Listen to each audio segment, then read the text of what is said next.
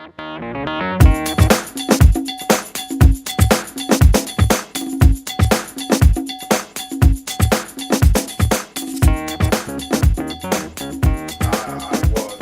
was 22 straight out of university, and desperate to become an actor, did a combined honours course in English and drama at Exeter. Left university and went straight, almost immediately, into a job with a theatre company based in Exeter, with an equity card, which was marvellous and brilliant at the time. I thought was a real stepping stone, and went to Poland for 3 weeks, doing as preparation for storytelling, working with a theatre company. Whilst we were in Poland, they were in London, which I never really quite understood, and we lived in a house with no running water, no sanitation, it was sporadic electricity occasionally, depending on whether or not there was a storm nearby, and a great big huge open field in the middle of nowhere, which was lovely, and kind of weird. Great people, obviously fantastic. Getting up at 5 o'clock in the morning and doing physical exercise in fields, and learning lots of physical kind of theatre stuff, and going visiting locals, which was kind of interesting really, because they'd been a couple of years earlier, and there was supposedly a farmer and his wife who would put us up, all 14 of us, for the night, and we would go and they would sing songs and tell stories, and we'd kind of surreptitiously record and photograph and what have you, as part of the fact finding for the show we would then go on and do, which sounded brilliant at the time, until we realised that basically what we were doing was turning up at some stranger's house and saying, "Hi, there are 14 of us, any chance that we could stop?" Which is sort of what we did, I suppose. And they were very nice about it, and eventually, after much kind of polite tiptoeing around, they said, "Where are you staying tonight?" And we said, we were kind of hoping that, it must have seemed really rude in retrospect, but they brought out some food for us, which was very nice. 14 of us, something like that. Most of us vegetarians. And for some reason, maybe it does now, but it didn't at the time, Poland didn't seem to understand vegetarianism very well. So they brought out plates and plates and plates of meat, sausages and ham or something, whatever, and pate, and massive tomato slices like this. And the vegetarians absolutely demolished all the tomatoes and the bread, and left the three meat eaters in the room with piles and piles of meat to eat, and the farmer and his wife kept on coming and saying, "Well, why are you not eating?" And the vegetarians looked at us accusingly, "Why aren't you eating the meat?" And okay, and it was really fresh and really spicy, because obviously it was meant to last for ages and ages and ages, and it was almost inedible. It was so strong and so kind of, and then we found out why it was so strong and why it was so kind of pungent, and that's because it had only been made the previous day. The day before, they'd killed the pig, and we were eating the pig that they'd had the day before. Whilst we were halfway through this, and getting seriously fed up of meat, they went and introduced us to the pig's brother, who was still alive and still outside and massive, and so I've got half of it in my stomach and the rest of it sitting in front of me oinking and thinking, this is just bizarre, which was strange. And we toured around the area and we picked up songs and stuff and ideas, and brought it all back and toured around Exeter, Devon, Cornwall with this show, which was great fun and my first experience of acting, in front of kids in school halls and schools, and it was bananas, because obviously if you're doing school plays or youth theatre productions or whatever, you get audiences that clap and applaud and have some kind of sense of intelligence. I'm not saying that kids are thick, because they're not, but you do a show for 5-year-olds or 6-year-olds and they kind of look at you with blank faces, and they are the fiercest critics in the world, and if you've been rubbish, they kind of look at you as if you were rubbish. That's just, I'm not clapping, that was really poor, and they'll put their hands up in the middle of your big fine kind of Hamlet-style speech, and there'll be this hand will go up, or they sit there and you think you need to go to the loo, don't you? And I can't help you because I'm in the middle of a song and I'm dancing or whatever, and there's a kid trying desperately hard, his hand in his crotch, desperately trying not to, and then you can see by that little look of release that the child no longer needs to go to the toilet anymore, and several other children are now feeling the discomfort too. When you've had a good show, and you can tell because you don't need the mop. I think I'm underselling it because it was a great experience and I really enjoyed it. Although I was knackered by the end of it, because we do 2 shows a day, each show lasting about an hour. So you go to one school in the morning and set up, do the show, meet the staff, wangle tea off them. Lovely.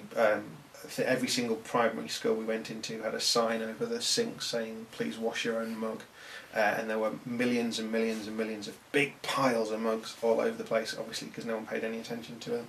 And then in one small school, I forget where, it was some rural village in the middle of Devon, just a big sign over the sink that said "All the fairies are dead," and no mugs. All the mugs were cleaned. It was horrible notion that somehow killing fairies means that people will then, out of guilt, wash their own mugs, and then pack it all up and go and do another show in another school in the afternoon, which was fearsomely hard work, and lots and lots of driving and lots of getting up at inordinate times of the night and wondering, where are we going? Bideford. Where's Bideford? No sat nav, just piles and piles and piles of map books, and wading through them. Find yourself in the middle of some god awful rural location in the middle of Cornwall, and thinking, what the hell are you doing with your life? Worked with them for a little while, which was great. Ran off to work for a theatre company in London, doing a play for 4-year-olds. Based on the national curriculum about the weather, which I'm really not proud of, and I was very bad at. A director who really knew exactly what he wanted me to do, and he wasn't particularly good at communicating that. He acted at me a lot, which is sort of weird. I think he wanted me to copy him. Which is not how I acted, which is probably why I was very bad at it. And it's hard to know where there's any kind of sense of dramatic integrity in a play about the weather for 4-year-olds. What's my motivation? Money was the motivation.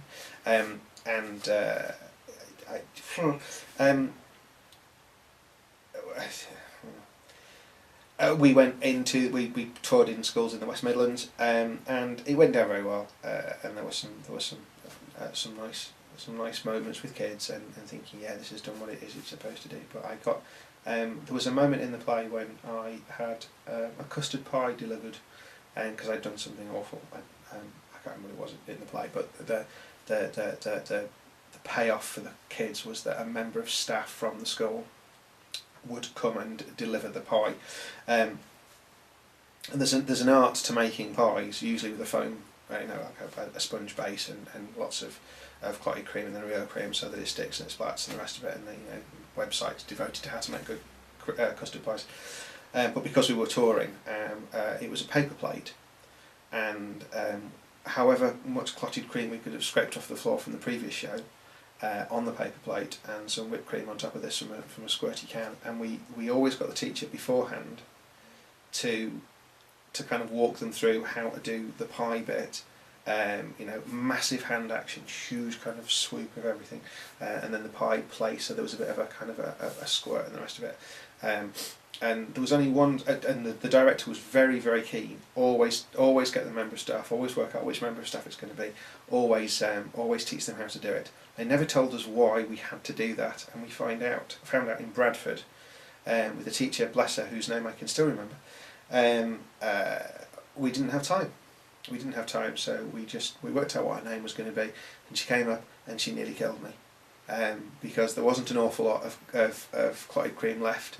It was basically a piece of paper with an awful lot of squirty cream on it, and she nearly broke my nose, because she hit me with her hand, as hard as I suspect she possibly could, and I remember standing there in front of, I don't know, 200 4-year-olds with this piece of paper in front of my face, thinking, there'll be blood here. I'm about to mentally scar an awful lot of small children I'm wearing a white paper suit. I have a pretty pasty face. It's covered in white cream. I'm going to take this down and I'm going to look like a scene out of The Exorcist. There's going to be blood everywhere. So I just kept the plate there. And the one I was working said, oh, that was very hard. I think he probably needs to go backstage and just clean himself up before he takes the plate off. And I went back and I don't know how she'd done it, but my nose wasn't broken and there wasn't any blood, but there really was an extreme moment of dizziness and a real kind of career flashing before my eyes, thinking I'm going to have destroyed some small children. But the show had a 10-foot high backing area, which we took with us. We were usually about 10 foot away from the back wall of the skull, and she managed to get the squirty cream about 15 foot up the back wall of the skull because she'd thrown it that hard. She'd kind of whacked it that hard, well, I'm not getting on a set of ladders to clean that down after she damn near killed me. And towards the end of that run, we were in London, in some school, and the director came and saw it, and still told me to act better, even at the end, that was the first kind of nail in the coffin of the whole acting business. And I thought, probably not going to keep this up for very much longer. I don't think, especially because there were real moments when you come home from a tour and you think, oh, where am I sleeping tonight? On the director's floor. Marvellous. And what am I eating? Not sure. And what am I tomorrow? Don't know. And I'll do something else, I think.